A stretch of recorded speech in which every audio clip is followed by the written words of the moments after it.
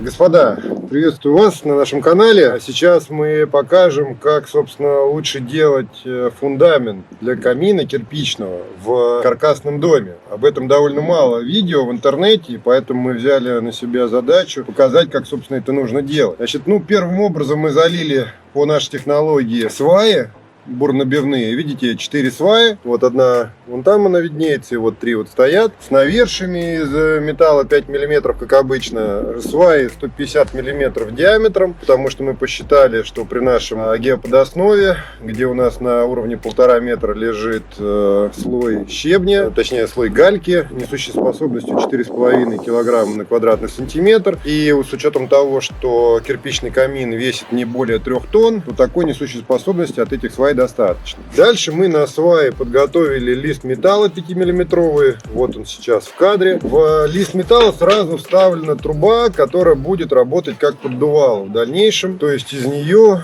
будет осуществляться подача холодного воздуха в камин.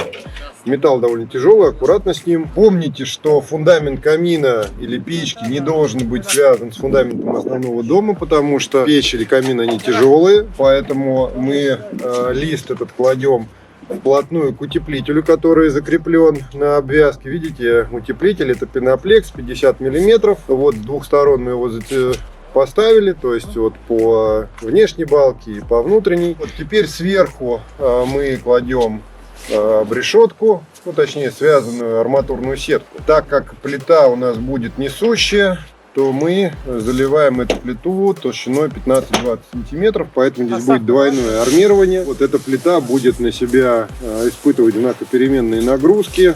То есть она должна компенсировать все, что возникнет, там проседание свай, камин неравномерности и так далее, и так далее. Сверху в дальнейшем мы вам покажем, то есть над несущей плитой мы положим слой утеплителя того же самого пеноплекса и зальем еще одну двойную армированную стяжку, которая уже будет находиться в теплой зоне, она будет не холодная, и на нее мы уже поставим камин. Здесь все достаточно просто. Любой сотрудник ваш, будь то это человек из Таджикистана или россиянин, он совершенно спокойно зальет эту плиту. Технология абсолютно распространенная. То есть нижний слой металла у нас играет роль несъемной опалубки. Мы этот металл, кстати, привариваем к навершиям сваи. Таким образом у нас сваи получается связаны между собой, все достаточно жестко. А плита, мы ее к самим навершиям не закрепляем. Смысла в этом особого нет, потому что тут нету ветровой нагрузки. И камин просто должен спокойно встать на эту плиту. Хотя, в принципе, можно и плиту потом заанкерить, никакой сложности нету. Снизу сквозь навершие поставить анкера хилки и закрепить плиту непосредственно на навершиях. Солдатики, арматурная сетка, все готово. Дальше мы по периметру поставим доску 50 мм, вон она пойдет вот там вот и вот здесь. Зальем 20 сантиметров толщиной плиту. Вот у нас вторая сетка лежит готовая, для заливки. Сейчас глубокая осень, поэтому мы будем использовать тепловую пушку. Накроем плиту тепловой пушкой. И за несколько дней она встанет, потому что мы используем цемент М400, пескобетон, который достаточно хорошо встает даже в таких условиях. И затем уже, как я уже говорил, будем класть утеплитель и стяжку. Надо еще сказать, что вот здесь, вот с краешку, мы чуть-чуть увеличим наш слой металла.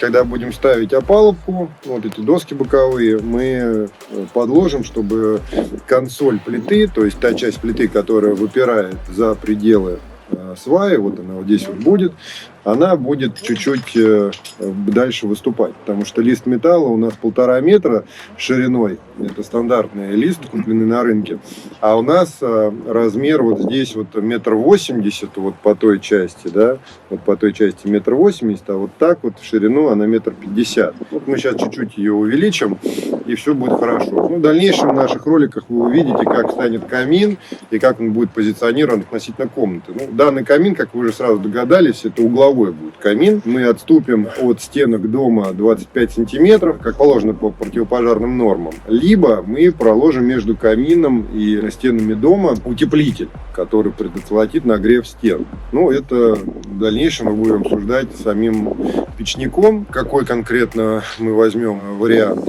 Вообще надо сказать, что нам не очень нравится вариант каминов с топками чугунными, потому что они быстро нагреваются, быстро остывают. Если вы хотите настоящий классический камин, который будет хранить тепло до суток после того, как вы его протопили, то его надо класть из инерционных материалов, то есть это должен быть целиком кирпичный камин. Причем в моем случае здесь будет двухсветное помещение площадью 40 квадратных метров, а объемом порядка больше 220 кубов. Поэтому камин будет стоять в углу, он будет массивный, кирпичный, у него будет массивная выхлопная труба, дымовая труба, то есть она будет не из нержавеющей стали, а именно из кирпича, и вся эта конструкция будет прогревать эту комнату, давая такое очень комфортное инфракрасное излучение, которое благоприятно воспринимается человеком. Вообще, тот, кто хотя бы раз в жизни ночевал или находился в доме русском, в котором есть русская печь, он никогда не забудет этого ощущения, насколько тебе комфортно и тепло даже зимой, при этом насколько хорошо дышится в таком доме. Понятно, что русский деревянный дом, там, в общем-то, нету такого плотной изоляции, поэтому фильтрация воздуха хорошо проходит, но все равно русская печь — это самое то, что в нашем климате нужно использовать. И камин фактически это та же самая русская печь, просто чуть менее большом размере, потому что печь, она занимает обычно большую часть избы, и там, естественно, прогрев идет совсем другой. Здесь все-таки он будет поменьше. Но, тем не менее, все равно это будет ощущаться. Давайте продолжим чуть позднее.